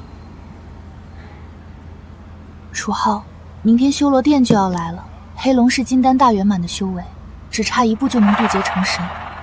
火凤门主不是他的对手，我父亲也不是，整个火凤仙门没有人是他的对手。听起来是挺厉害的。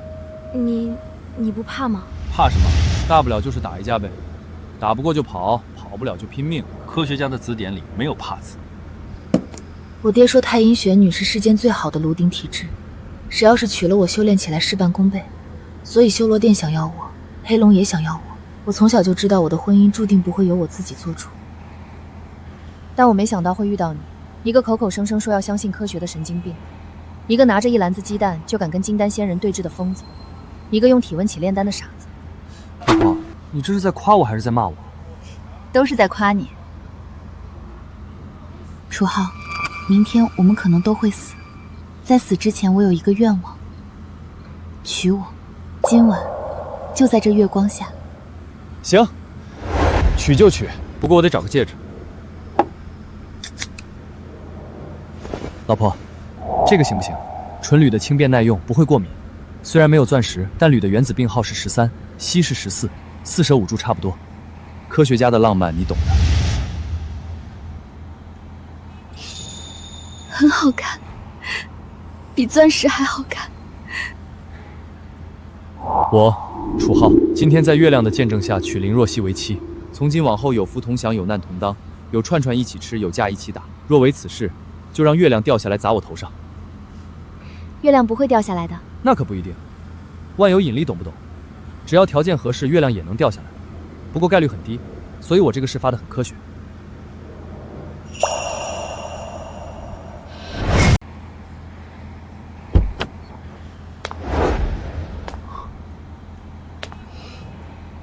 老婆，你真好看。哪有人这么说自己娘子的？紧张？有一点。别紧张，这是科学，人类繁衍后代的正常生理过程，没什么好紧张的。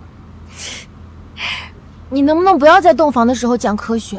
科学是真理，什么时候都要讲。不过，今晚可以少讲一点。老婆，虽然明天可能要打架，但今晚你是我的新娘。我楚浩这辈子最幸运的事，就是在那条路边闻到了缘分的味道。缘分的味道是什么味道？大概是串串香的味道，麻辣的，很香，闻到了就挪不动脚。楚浩，我有点后悔了。后悔什么？后悔没有早点遇到你。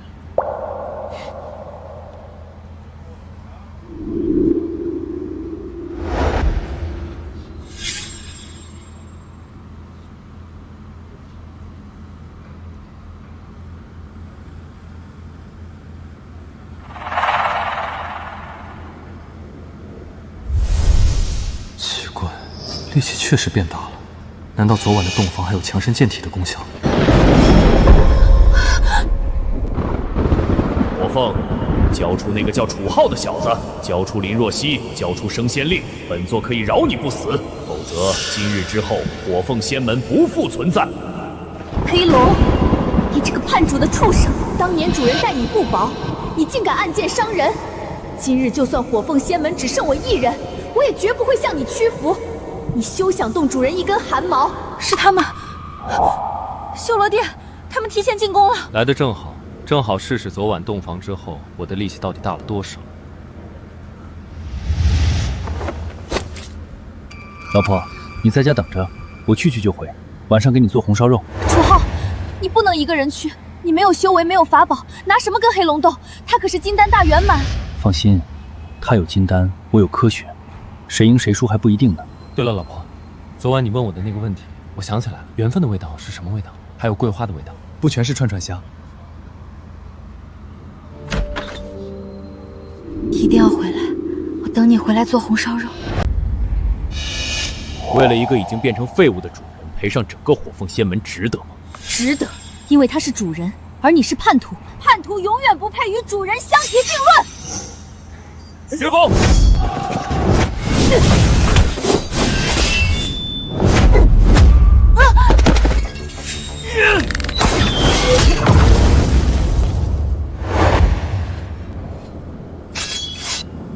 修罗殿的贼子，休得猖狂！林家来也！楚浩呢？让他出来受死。本座今日来此只为2件事：第一，取他性命；第二，带走太阴玄女。其余人等若是现在跪地投降，本座可以网开一面，饶你们不死。谁找我？大清早的，让不让人睡觉了？主人，小心！黑龙他已经……你就是黑龙，那个偷袭自己老大、欺男霸女、专门欺负老实人的黑龙？本座还以为火凤拼命护着的是什么了不起的人物，原来真的只是一个神经病，一个魂魄不全的废物。店主，就是这个小子在兜色宫用蘑菇韭菜萝卜炼丹，虽然侥幸炼出了9转还魂丹，但那丹药已经被属下毁掉了。他现在就是一个彻头彻尾的废物。很好，既然你找死，本座成全你。裴尚，杀了他，把他的头提来见我。属下遵命。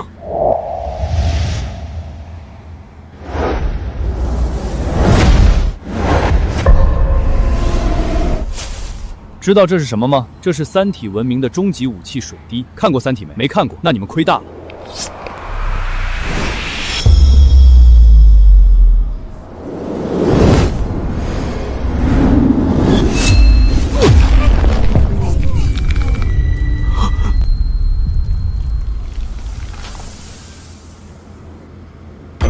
省着点用，这玩意儿还挺好使的。回头看看能不能批量生产。主人，那是您的魂魄。本座今日就让你亲眼看着你的主人魂飞魄散。楚浩，灵魂？你确定那不是 LED 灯？这是你前世天地的一魂一魄，只要本座捏碎它，你就会魂魄崩散。灵魂是不存在的。这是科学常识。那你就亲眼看看。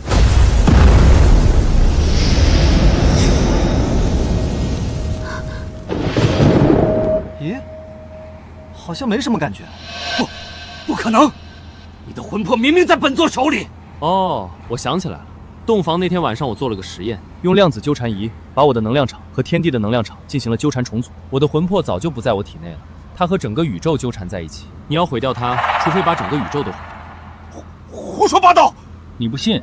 那你刚才捏碎的是什么？主人，您真的回来了。我好像想起了一点什么。算了，先把眼前的事解决掉。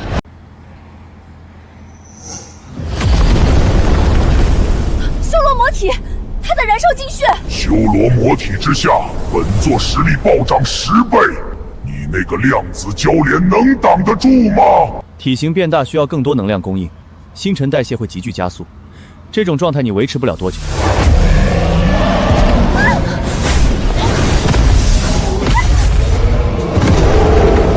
且你这个状态能量消耗太大，最多3分钟你自己就先撑不住了。地雷针，自制的，材料铜包钢，接地电子小于10欧布。地雷针，本座金丹大圆满，天雷都奈何不了我。我说的不是普通天雷，你看，来了。混沌神雷！不可能！混沌神雷怎么可能被一根破铁棍引来？混沌神雷也是雷电，只要是雷电就遵循电磁学规律。来了。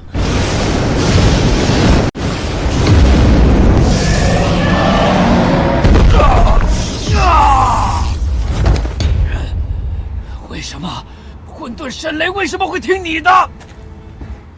不是听我的，是听科学的。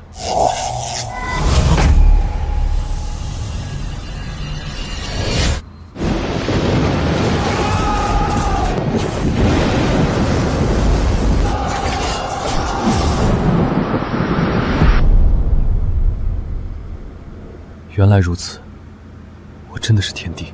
楚浩，你没事吧？我没事，只是想起来了，想起我是谁了。主人，您真的回来了，辛苦了。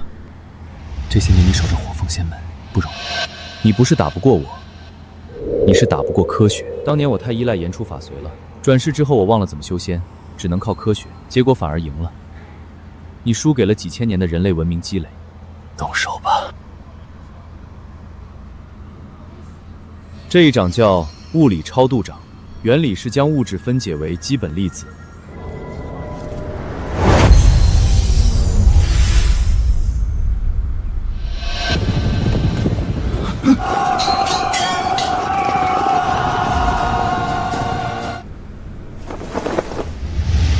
恭迎天地回归！恭迎天地回归！老丈人，您别跪，您跪了，我老婆会让我跪搓衣板的。先把伤员安置好，能救的都救回来。是，主人。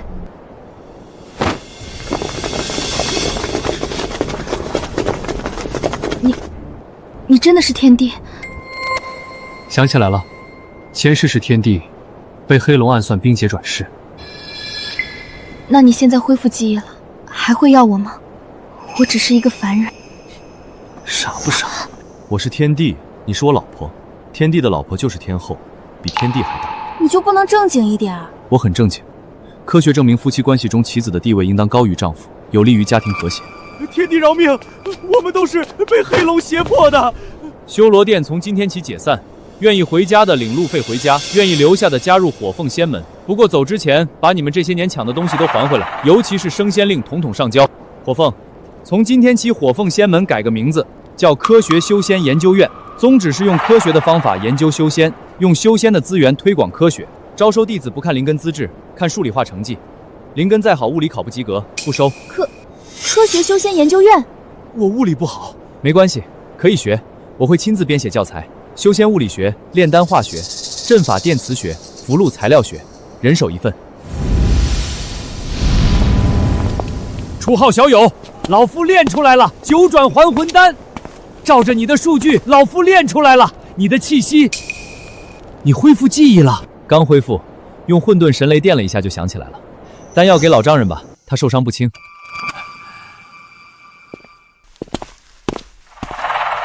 多谢老君，多谢贤婿。这是庆功宴，我让厨房做的，没有仙灵花，没有灵芝草，就是普通猪肉豆腐，吃吧。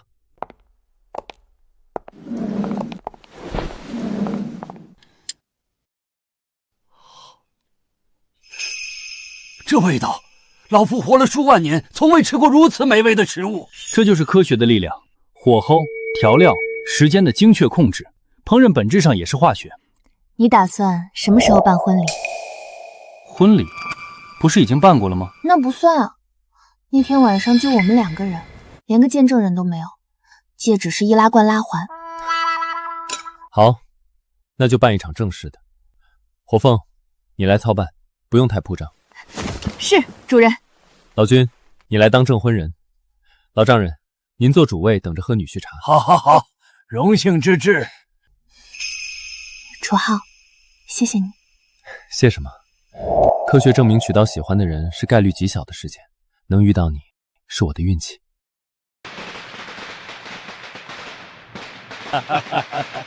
这衣服勒脖子，能不能换个圆领的？主人忍一忍，婚礼就这一天。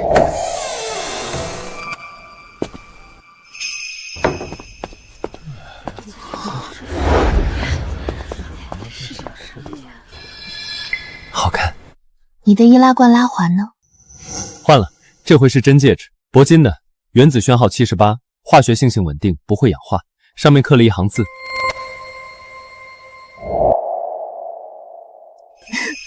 你这个人，连婚戒都要刻物理公式。这是用实验室干锅自己熔炼的，纯手工制作。吉时已到，新人拜堂，一拜天地，二拜高堂，夫妻对拜，送入洞房。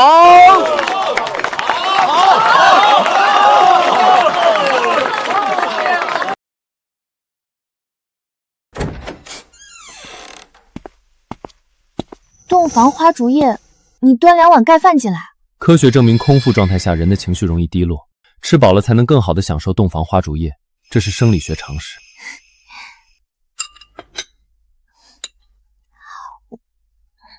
好吃，是你做的？用科学方法精确控制火候和调料比例，肥肉炖1个半小时，瘦肉炖1个小时，糖色用冰糖炒，温度控制在160度。你能不能有一会儿不讲科学？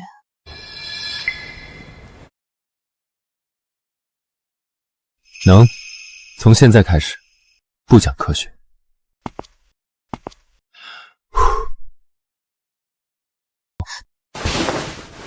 虽然不讲，但我还是想说，床的弹性系数不错。楚浩，好，不说了。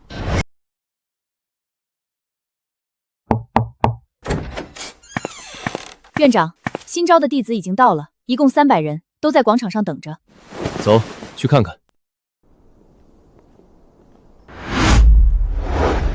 欢迎来到科学修仙研究院，我是院长楚浩。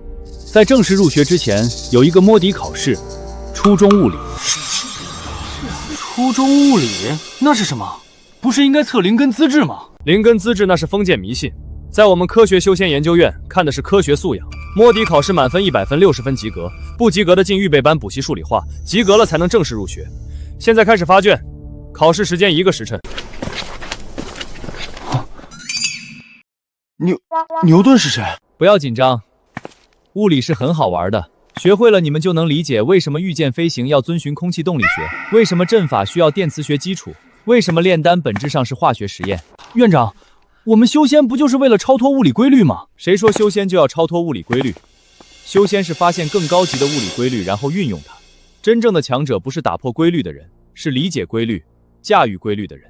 开始答题，不会的可以空着，但不要瞎蒙。科学讲究实事求是。3毫升灵液，0.5克催化剂，加热到320度，恒温反应30分钟。老君，进步很快啊，都会用一叶枪了。这一叶枪真是好东西，以前取灵液全靠手感，误差至少3成。有了这个，精确到微升，炼丹成功率提高了5倍不止。楚浩小友，你那炼丹化学基础，老夫读完了，醍醐灌顶。原来老夫以前炼丹全凭经验和运气，根本不知道背后的原理。这就是科学的力量，掌握了原理就能举一反三。老夫炼丹数万年，今日才算真正入门。接下来打算研究符箓材料学，那些符文以前只觉得玄奥，现在看来不就是电路图吗？符文是电路，灵力是电流，画符就是设计基成电路。我已经在研究怎么用光刻机批量生产符箓了。光刻机？那是什么法宝？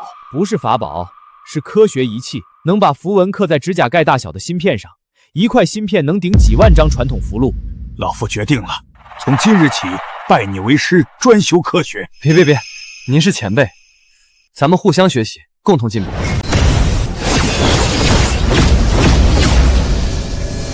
院长，这些弟子的基础功法已经入门了，按照您的要求，我们用科学语言重新编写了功法。效果怎么样？出人意料的好。以前弟子学御剑要背几百句口诀，花几个月才能感应剑意。现在用您的空气动力学御剑法，只需理解升力、阻力、推力3个概念，配合灵力输出曲线图，3天就能飞起来。您看他的飞行姿态很稳定，因为他知道转弯时要倾斜身体，利用向心力。以前弟子学这个，至少要摔几百次才能悟出来。知识就是力量，这句话不是比喻，是字面意思。院长，我成功了，我真的飞起来了。不错，下次试试超音速。理论上只要能突破音障，御剑速度可以超过声音。记得戴上护目镜和耳塞。院长，属下有一个问题，您当初为什么要把仙门改成研究院？以您的实力，完全可以直接统御3界，恢复天地的威严。统御3界太累了，而且用武力让人服从，早晚会有人不服。黑龙就是例子，但科学不一样，科学不靠武力，靠道理。你觉得地球是平的，我拿出证据证明它是圆的，你只能服气。这才是真正的言出法随，不是说一句话改变现实，而是用事实和逻辑让人心服口服。属下明白了。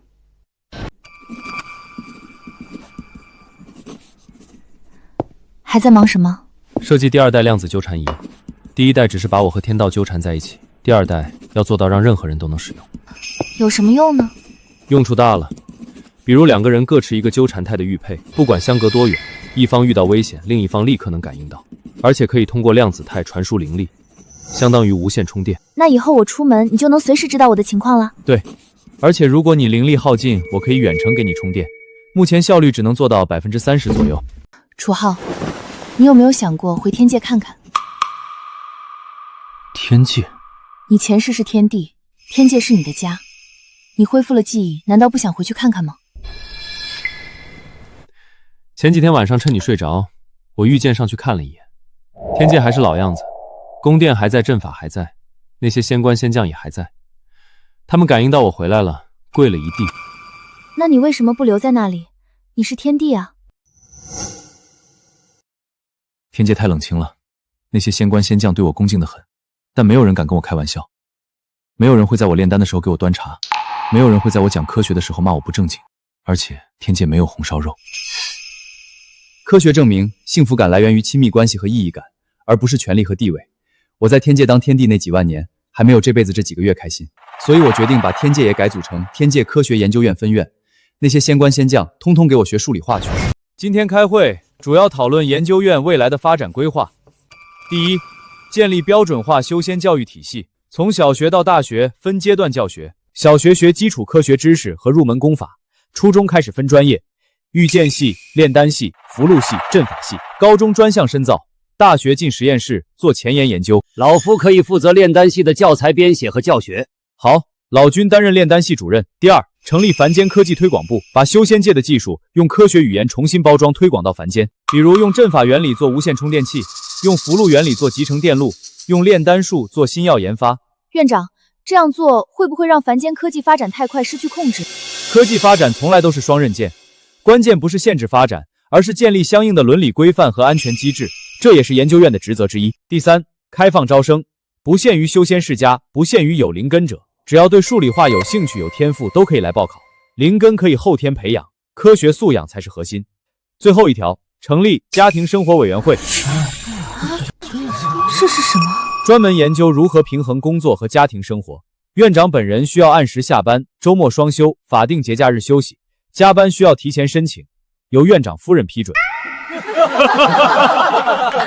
楚浩，你说以后我们的孩子会是什么样？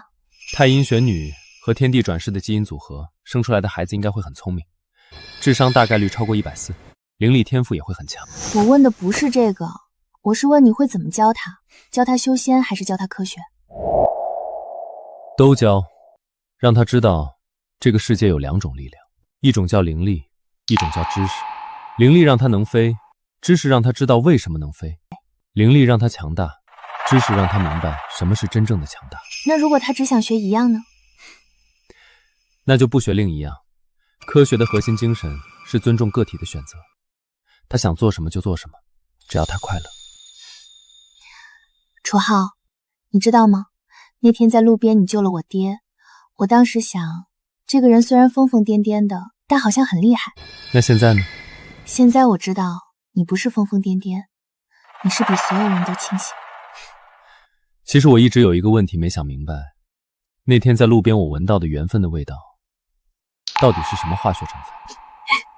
你能不能不要这么煞风景？这怎么是煞风景？这是科学探索，我一定要搞清楚那到底是什么味道，说不定可以人工合成出来做成香水，名字就叫缘分。你这个人，老婆，不管那是什么味道，我都庆幸那天闻到了。我也是。